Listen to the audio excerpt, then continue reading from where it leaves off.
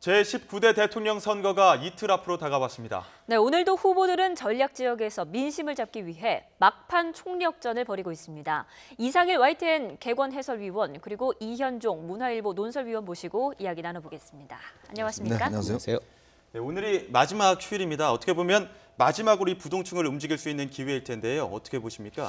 일단 이 예전에 이제 역대 조사에 따르면 이 최종일 날, 마지막 투표일 날도 사실은 후보를 좀 바꾼다는 그런 분들이 많았어요. 그러니까 대충 뭐 3%, 한 5% 정도가 이제 마지막 날에도 결정하신다는 분이 많기 때문에 특히 우리가 역대 선거를 보면 아주 박빙의 차로 승부가 난 경우가 많지 않습니까? 그렇기 때문에 아마 후보 진영에서 볼 때는 마지막까지도 어떤 최선을 다해야지만이 본인들이 역전할 수 있다 이렇게 이제 판단하고 나름대로 이제 자신의 어떤 약점 지역들 이런 지역들 중심으로 해서 최대한 하고 특히 이제 그 마지막 유세를 어디 할 것인가 이걸 두고 이제 각 캠프들이 어떤 전략적 선택을 좀 하는 것 같습니다. 예, 어떻게 보십니까? 뭐 공표된 여론조사들 보면 이제 최종 발표된 부분까지 봤을 때 뭐 1위 싸움이 아주 치열하게 벌어지진 않았지만 이번에는 그 많은 후보들이 계속 유권자들의 주목을 받고 있고요. 그래서 속에서 최종 그 마지막 날까지 누구를 찍을지 지금 고심하는 분들이 많을 것 같습니다. 사전 투표율이 26%를 넘었다 하더라도 또 그만큼 많은 분들은 아직 오히려 지지 후보를 정확히 결정 못했기 때문에 투표장에 가기를 지금 아직 미룬 분들도 있을 것 같거든요. 그래서 아마 이런 분들 아직도 확고하게 어떤 마음을 결정하지 못한 분들을 이제 겨냥한 마지막 최종 선거 유세전들이 지금 치열하게 벌어지고 있는 것 같습니다. 예, 그럼 이번에는 주요 후보 한 사람씩 짚어보도록 하겠습니다. 민주당의 문재인 후보는 어제 홍대에서 프리허그를 했습니다. 네. 사전 투표율이 25%를 넘으면 프리허그를 하겠다 이런 공약을 했었는데 어제 실천을 했어요. 네. 근데 이걸 두고 젊은이들의 마음을 공략했다 이런 분석도 있는 반면에 또 대통령이 뭔가 된 듯한 모습을 연출해서 보수층의 표심을 자극했다 뭐 이런 분석도 있거든요. 어떻게 보십니까? 그렇죠. 이게 어제 뭐 꽤 많이 이제 홍대 앞에서 모였어요. 근데 이제 아무래도 경호 문제 때문에 이제 여러 가지 걱정을 했었는데 좀 이제 운영의 묘를 살려서 이제 몇몇 분 선택된 분들만 해서 이제 그렇게 행사를 치렀는데 나름대로 이제 어떤 뭐 그 사전 투표를 높이기 위한 뭐 이제 전략적인 어떤 이제 이벤트적인 성격을 갖고 있다고 할 수가 있겠습니다. 그렇지만 한편으로 보면 지금 문재인 후보 같은 경우는 이제 그래도 마지막까지도 사실 홍준표 후보의 상승세를 좀 꺾어야 되는 그런 이제 중요한 임무가 있지 않습니까?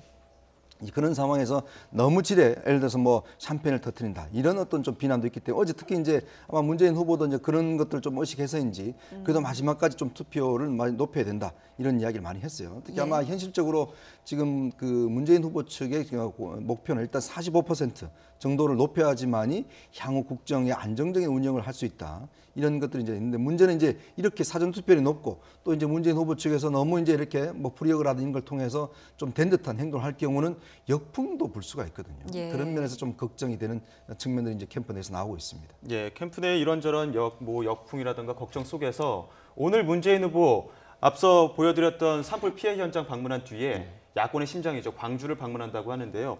어떻게 보면 전방위적인 이런 행보 어떻게 보십니까? 그렇죠. 지금 뭐 이제 전국적으로 다 그 결국 돌아가면서 이제 순회 유세와 그 캠페인을 펼치게 되는데 예. 최종 이제 이틀을 남겨놓은 상황에서 마지막 이제 심장부인 그 광주를 방문하고 아마 내일 마지막 그 마무리 유세는 서울에 이제 뭐 광화문 쪽을 아마 검토하고 있다 이렇게 알려져 있는데요. 아마 이런 이제 최종적으로 본인의 어떤 그 텃밭 지역을 한번 가서 마지막 그 기세를 좀 모으고 그리고 마지막 유세는 아마 그 광화문 뭐 세월호라든지 여러 가지 촛불 민심의 어떤 상징적인 지역에 가서 최종 유세 마무리를 하는 그런 계획으로 아마 움직이고 있는 것 같습니다.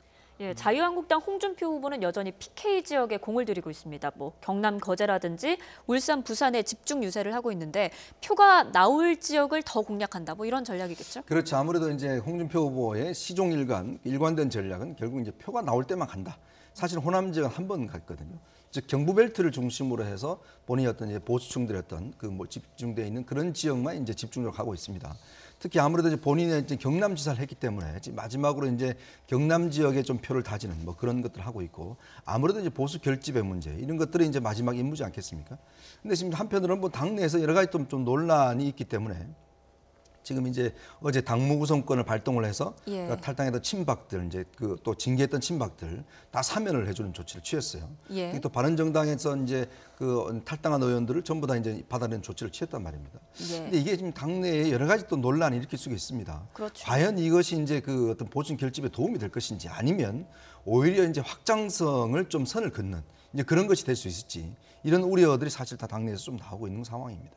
예. 확장성에 선을 긋는다는 건 정확히 어떤 의미입니까? 예를 들어서 이제 그 홍준표 후보 입장에서 본다면 좀 더 보수층들에서 확장을 해야 되는 상황이거든요. 예. 근데 예를 들어서 지금 자유한국당이 과거 새누리당으로 이제 돌아간 듯한, 왜냐하면 이제 친박들 다 징계를 해제해버리고 또 어떤 노선 자체도 보면 너무나 자기 중심적인 좀 이런 선거 전략들 예. 취하면서 결국 이제 확장성, 즉 중도층으로 확장하기 위한 여러 가지 다리를 좀 끊어버리는 이제 그러한 역할도 할 수 있다는 것이거든요. 그러니까 막판에 이 어떤 조치가 당내 보수층들을 결집시키는 데는 도움이 되겠지만 예. 더 이상 확장시키는 데는 상당히 좀 장애가 있지 않을까라는 그런 전망입니다.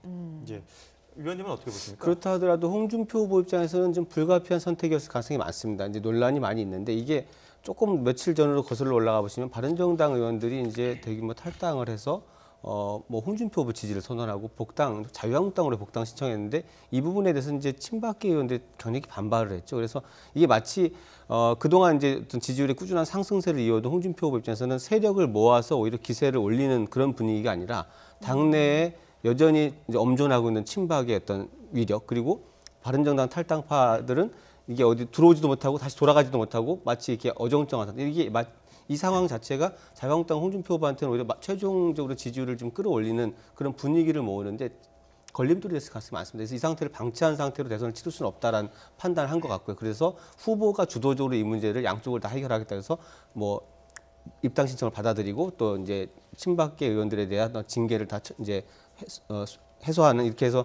상황을 봉합해서 일단 최종 그 상황을 마무리했는데요. 예. 불가피한 선택으로 보이긴 합니다만 저도 지금 지적하신 것처럼 이게 오히려 지금 이제 바른정당의 탈당파가 합류하면서 세를 모으고 보수와 중도층까지 이렇게 아우르는 새 결집이 아니라 이 부분이 자유한국당의 어떤 현재의 상황, 그리고 친박계 의원들의 문제, 이 문제도 그대로 다 드러내 보여주면서 지지층을 더 끌어올리고 지지율을 높이는데 조금 더 오히려 좀 부담스러운 요인으로 작용하고 있는 게 아닌가 그렇게 보여집니다. 예. 뭐 앞서 문재인 후보의 전방위적인 홍보 뭐 이런 것도 말씀을 드렸습니다만 홍준표 후보는 조금 다르게 영남 지역에 유세를 집중을 하고 있거든요. 이 선택과 집중의 전략 어떻게 보십니까?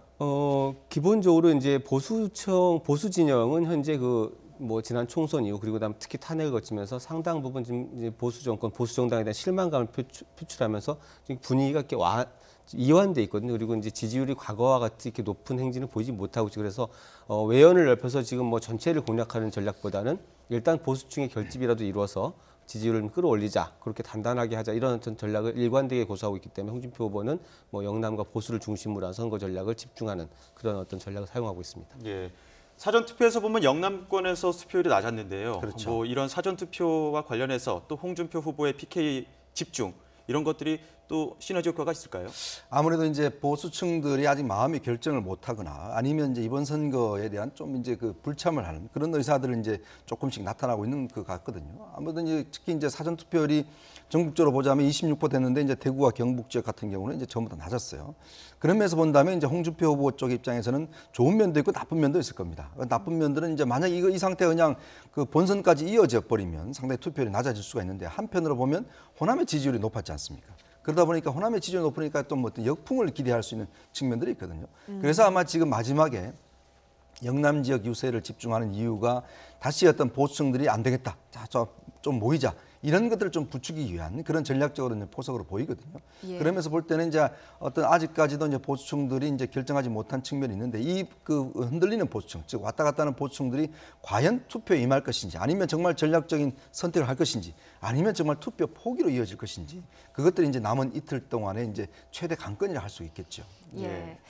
이번에는 국민의당 안철수 후보 이야기도 좀 해보겠습니다. 사전 투표가 26% 굉장히 높은 투표율이 나오면서 그중에서도 특히 호남의 투표율이 아까 말씀하신 것처럼 높았지 않습니까? 네. 이를 두고 안철수 대 문재인 양강 구도가 복원됐다, 이런 입장을 국민의당 쪽에서는 취하고 있습니다. 어떻게 뭐 두 분도 동의를 하시나요? 글쎄요, 국민의당 입장에서는 이제 그 호남의 어떤 높은 투표율 관심, 선거 열기를 그러니까 바닥 민심의 표출로 이렇게 해석하면서 안철수 후보에 대한 관심과 지지가 여론조사상 나왔던 것보다 높은 실질적인 어떤 표심으로 이어지고 있다, 이런 주장을 뭐 선거 전략상으로도 그렇고 그런 기세 싸움이 있기 때문에 내세우고 있습니다만, 그래도 여전히 뭐 일반 이제 유권자들도 그렇고 우리가 이제 상황을 이렇게 인식할 수 있는 근거는 최종적으로 발표된 이제 여론조사단 흐름들이었는데요. 그렇게 봤을 때는 좀 호남 지역에서도 문재인 후보 우위가 좀 이렇게 좀 굳어지는 흐름 속에서 여론조사 공표가 끝났기 때문에 지금 이렇게 높은 투표가 물론 호남에 높은 관심이 어느 한 후보한테만 일방적으로 표가 갔다 이렇게 보기는 어렵겠지만 전체적으로 봤을 때는 그래도 이제 문재인 후보 우세 흐름 속에서 이렇게 호남의 표심이 좀 정리된 게 아니냐 이런 관측이 많았는데 실제 국민의당 주장처럼 이제 안철수 후보에 대한 어떤 그 바닥의 관심들이 이렇게 표출된 것인지 이 부분은 좀 뚜껑을 열어봐야 될 것 같습니다. 예. 위원님 어떻게 보세요? 일단 지금 안철수 후보가 지금 뚜벅이 유세를 하고 있지 않습니까? 예. 이제 바닥을 좀 훑고 있는데 어제 같은 광주 같은 경우 집회에 꽤 많은 숫자가 모였어요. 한 3만 뭐 당 추산으로 3만 명 정도가 이제 모여서 집회를 가졌는데 아무래도 이제 안철수 후보 입장에서 본다라면 지금 이제 호남 지역에서 어떤 조직력이 일단 강하지 않습니까? 왜냐하면 호남 지역의 대부분 의원들이 호남 지역이기 때문에 그런 것들을 근거로 해서 일단 이제 그 어느 정도 양강구도로 갔다 이렇게 이제 이야기를 할 수 있을 텐데 지금 뭐 알 수 있는 방법이 없습니다. 일단 깜깜이 선거기 때문에 여론조사 나타나지 않고 있기 때문에 그 표가 얼마나 결집하는지는 객관적인 수치로는 확인할 수 없지만 일단 마지막 아마 안철수 후보는 좀 자신의 본연의 모습을 좀 보여주는 것 같아요. 뭐냐면 처음에 정치에 나왔을 때와 그다음에 이제 이 뚜벅이 유세를 통해서 정말 절절한 모습들 이런 것들을 보여주면서 이게 요즘은 예전에는 이제 SNS라는 게 있어서 이게 굉장히 좀 확산이 많이 되고 있거든요. 그런 측면에서 본다면 이제 안철수 후보의 마지막 전략은 그래도 좀 절박성을 보여주는 데선 성공했는 측면도 있는 것 같고 그리고 마지막 유세를 일단 대전에서 합니다. 이 대전에서 한 이유가 결국 이제 본인이 주장하는 4차 산업혁명이라든지 뭐 대전의 대덕 연구단지라든지 그런 결부시켜서 하기 때문에 철저히 이번 마지막 선거는 서해 벨트 중심으로 해서 이제 유세를 저는 갖고 있거든요. 그러니까 이런 것들이 어떤 면에서 본다면 좀 그 홍준표 후보의 어떤 상승세에 이어서 좀 하락세 이것들 좀 멈추고 상승할 수 있을지 이거는 이제 그 9일날 가봐야 결론을 좀 알 수 있을 것 같습니다. 예. 어떻게 보면 뚜벅이 유세, 본연의 모습으로 돌아간 전략이라는 취지의 말씀을 해주셨는데 이 뚜벅이 유세가 전략적으로 좀 통했다고 보십니까, 위원님? 지금 사실 안철수 후보가 그 고전을 오히려 이제 지지율이 막 상승했다 고전을 한 부분들이 이제 이 미디어 선거전에서 어떻게 보면 조금 뭐 좀 어색한 내지는 실수도 좀 있었던 것 같고, 그러니까 뭐 TV 토론이라든지 이런 이슈전에서 좀 그런 부분이 있었는데 안철수 후보에 대한 어떤 그 사람의 진정성, 후보의 본연의 모습을 보여주는 전략으로 최종 이제 선거 전략을 수정하면서 그 정말 유권자들 직접 만난 저렇게 배낭을 메고 직접 유권자들을 만나서 인사하고 본인의 어떤 본심을 전달한 물론 이제 1대1로 만나는 사람의 숫자는 굉장히 제한적이지만 저런 모습 속에서 느껴지는 안철수의 진정성을 부각시킨 전략을 마지막에 활용하고 있는데요. 그러나 지금 그 최종 전략 수정과 그 남은 시간이 굉장히 짧습니다. 그래서 과연 이것이 얼마만큼 그 표심으로 연결될 수 있을지 좀 아마 이런 부분들을 조금 더 좀 앞당겨서 했더라면 어땠을까라는 생각이 드는데 개인적으로는 이런 안철수 후보한테 가장 어울리는 어떤 선거 전략을 활용하고 있다 이렇게 보여지지만 좀 그 시간이 좀 짧다 이런 생각이 좀 듭니다. 예, 이번에는 바른정당 유승민 후보 이야기도 좀 해보겠습니다. 딸 유담 씨가 유세 중에 강제추행을 당하는 일이 생겼잖아요. 굉장히 불미스러운 일이었는데 다시 회복하고 또 유세에 합류했다고 들었어요. 참 이것도 좀 보면 좀 극적인 것 같아요. 아마 유담 씨가 이제 어떤 성희롱 이제 피해자가 됐는데 또 본인이 나서면서 이렇게 피해자가 적극적으로 나서야 된다. 이런 또 이제 메시지를 던지면서 특히 이제 그동안 많은 여성들의 어떤 피해에 대해서 본인이 적극적으로 나서겠다는 의지를 보이면서 나름대로 또 선거전에서는 또 유용하게 좀 활용이 되는 것 같습니다. 특히 아마 지금 유승민 후보는 시간이 굉장히 아까울 겁니다. 사실 이런 사태가 좀 더 일찍 왔더라면 지지도가 좀 더 상승했을 텐데 본인 입장에서 본다면 바른정당 의원들의 탈당 자체가 본인한테 정말 전화위복이 된 상황이거든요. 그동안 항상 이 보수의 어떤 배신자라든지 이런 것들에 이제 더 씌워져 있었는데 이 사실 탈당 국면과 그 이후에 TV 토론, 마지막 TV 토론에서의 선전을 통해서 정말 제대로 봐주는 이제 그런 측면들도 젊은 층들에 대한 인기가 지금 상승하고 있지 않습니까? 그렇기 때문에 아마 본인도 지금 대학가 중심으로 하고 있고 거기에 딸 유담 씨의 역할도 상당히 이제 기여를 하는 것 같습니다. 그러면서 이게 지금 어떤 한 자릿수 지지도가 과연 이제 상승할 수 있을지 이것 자체가 어쩌면서 보자면 지금 마지막에 어떤 보수개혁에 대한 유권자들의 생각들이 좀 예전보다 조금씩 달라지는 측면도 있는 것 같아요. 근데 역시 시간적으로 많이 부족한 상황이죠. 예, 그런데 말씀하신 것처럼 바른정당 의원들의 탈당 선언에 역풍이 부니까 이제 그 탈당 선언을 번복한 의원들이 있었잖아요. 그런데 이것들과 관련해서 바른정당 당 내부에서 이 내용이 조금은 가라앉은 건지 아니면 계속되는 건지 이런 우려의 시각들도 있거든요. 아마 이제 그 황영철 의원이 일단 이제 다시 복당을 했는데 일단 이제 그 복당 효과가 일단 보면 이제 김무성 전 대표가 선대위원장이죠. 이제 적극적인 선거운동에 좀 나섰습니다. 그리고 이제 추가 탈당을 하려고 했던 의원들이 이제 다들 좀 주저앉는 분위기 있어요. 왜냐하면 이제 더 이상 이렇게 탈당하다가는 더 그 비난 자체를 이제 감당할 수가 없기 때문에 나름대로 이제 원내 교섭단체를 유지를 했습니다. 그 의미는 아마 이번 선거 끝나고 나서는 결국 이제 정계 개편이 여러 가지가 있을 텐데 나름대로 바른정당이 자신들의 입지를 확보할 수 있는 일단 여건은 마련했다. 이렇게 이제 보여집니다. 그렇기 때문에 아마 선거가 끝나더라도 유의미한 어느 정도 성과가 있다고 한다면 바른정당이 향후 전국에서 상당히 그래도 주도권을 형성할 수 있는 저는 그런 가능성 충분히 엿보고 있습니다. 예. 뭐 국민 장인이라고 불릴 정도로 딸 유담 씨에 대한 관심도 많았었고요. 또 이번 사건이 뭐 개인적으로는 참 안타까운 일이지만 어쨌든 이슈화가 됐단 말이죠. 네. 이런 계기가 있는 가운데에서 사전 투표에서 이 사전 투표율이 올라갔다는 게 소신 투표를 했다. 그래서 비교적 지지율이 낮았던 후보에게 표심이 갔다라는 분석도 있는데 어떻게 보십니까? 저는 충분히 가능한 어떤 해석이 아닐까 생각이 됩니다. 사전 투표율이 생각보다 굉장히 높았습니다만 이게 뭐 1, 2 싸움이 굉장히 치열해서 거기에 어떤 이제 뭐 1, 2 후보를 지지하는 이제 유권자들이 대거 어떤 기세나 어떤 뭐 유리한 어떤 고지를 선점하는 차원에서 빨리 투표하자 이런 흐름보다는 오히려 그렇게 보면은 선거에 대한 관심이 조금 떨어질 수 있었다고 보여지거든요. 왜냐하면 이제 1, 2 후보가 상당히 격차가 많이 나는 상태에서 여론조사가 끝났고 바로 사전 투표가 시작됐기 때문에 근데 굉장히 높은 관심들을 보여주셨죠. 지금 보이고 있고 최종 투표율도 절대로 아마 낮지 않을 거다, 더 훨씬 높을 거라는 어떤 예측들이 나오고 있는데요. 이런 분위기에 일조한 것이 뭐냐면 1, 2 싸움 못지않게 여러 후보들이 어떤 내세우고 있는 가치, 소신 이런 것들이 좀 주목받으면서 이 후보의 현재 지지율과 상관없이 내가 좋아하는 후보를 찍어줘야겠다 이런 흐름들이 상당히 많이 지금 분위기가 엿보이고 있거든요. 이런 분위기들이 아마 많은 분들을 투표장으로 이렇게 가게 하는 동인이 되지 않았을까. 그래서 사전 투표가 높은 부분이 물론 이제 앞서간 후보들한테 유리한 측면도 있겠습니다만 오히려 이제 이 소신 투표를 계속 호소하고 있는 이 좀 지지도가 낮았던 후보들한테 굉장히 좀 큰 도움이 되는 그런 득표가 아니었을까라는 해석도 충분히 가능한 상황입니다. 예, 소신 투표가 중요한 후보가 또 한 명 더 있죠. 정의당의 심상정 후보. 여전히 상승세를 타고는 있습니다만은 사표에 대한 우려는 큰 것 같아요. 과연 10%를 넘어서 15%까지 혹시 바라볼 수 있으리라고 전망을 하십니까? 지금 정의당은 실제로 이제 두 자릿수 득표를 목표로 하고 있죠. 사실 돌아보면은 이제 정의당 후보가 대통령 선거에 나와서 그 진보정당 후보가 5%의 득표만 하더라도 굉장한 성과라고 할 만한데 최초로 이제 그런 어떤 득표를 보이는데 지금 뭐 여론조사상에서는 두 자릿수까지 간 게 많지는 않습니다만 실제 거의 근접한 수치들을 보였기 때문에 또 심상정 후보가 이제 그동안 TV 토론 여러 차례 과정에서 보여줬던 호평들 또 마지막까지 내세우고 있는 저런 이제 그 본인의 가치 노선에 대한 것들을 통해서 두 자릿수 득표율을 목표로 하고 있는데 이제 이 문제가 심상정 후보의 지지층들은 이 강한 정권 교체에 어떤 기대감들을 같이 표출하고 있는 분들이 많습니다. 그러다 보니까 문재인 후보 지지층과 좀 겹쳐서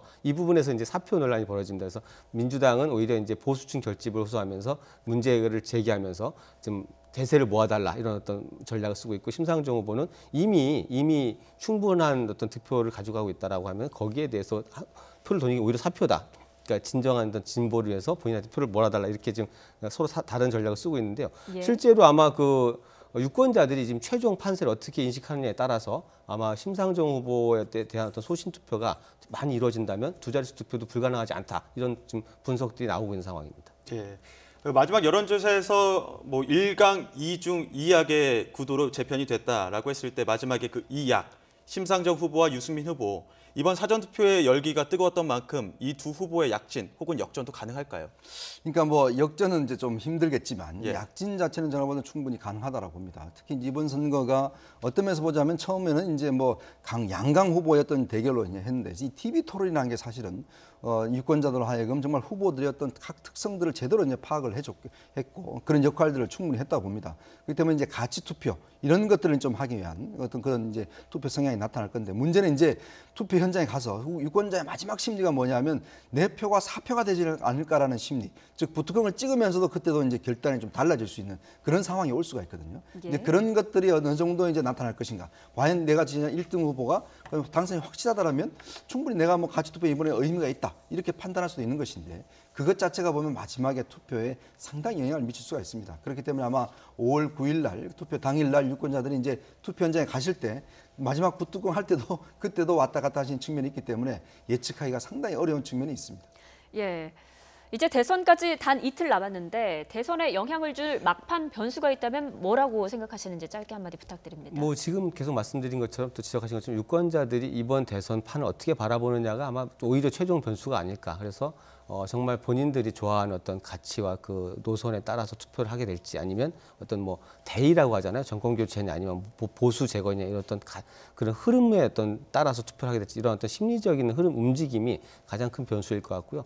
뭐 이제 지금 주말 동안에 그 강원도 지역에서 대형 산불이 벌어지겠습니다만 이런 어떤 그런 이슈에 대해 아마 후보들 중에서 지금 문재인 후보도 방문 예정이 돼 있는데 그런 어떤 민감한 현장에서 어떤 대응 과정 속에서 돌발 변수나 이런 것들이 이제 없다라고 하면 큰 변수는 아마 사라진 게 아닌가 생각이 됩니다.